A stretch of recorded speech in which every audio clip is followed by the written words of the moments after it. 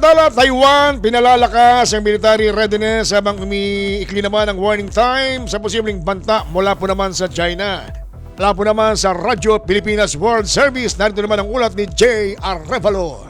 Radyo Pilipinas Report. Pinalalakas ng Taiwan ang kahandaan ng militar nito matapos sabihin ng mga opisyal na lalo nang umiiksi ang panahon ng babala bago ang posibleng bigla ang pag-atake ng China. Ayon kay Taiwan Defense Minister Wellington Koo, mahalagang masubukan ng kanilang sandatahang lakas kung gaano ito kabilis na makakakilos sa aktual na labanan. Kasalukuyang nagsasagawa ang Taiwan ng 5 araw na immediate combat readiness drill na nakatuon sa mabilisang pagresponde sa posibleng pagsiklab ng digmaan. Bahagi ng pagsasanay ang senaryong maaaring gawing tunay na opensiba ng China ang mga regular nitong military exercises sa paligid ng Taiwan. Halos araw-araw na rin ang manong nagsasagawa ng operasyon ng militar ng China malapit sa isla, kabilang ang pagdaan ng kamakailan na pinakabagong aircraft carrier nito sa Taiwan Strait. Samantala, kinundina ng Beijing ang naturang mga ehersisyo at muling iginiit na hindi nito isinasantabi ang paggamit ng puwersa upang maisakatuparan ang layunin nitong pag-isahin ng Taiwan at mainland China. Mula sa RP World Service para sa Bagong Pilipinas, ito si Jay Arevalo, Radyo Pilipinas, Radyo Publiko.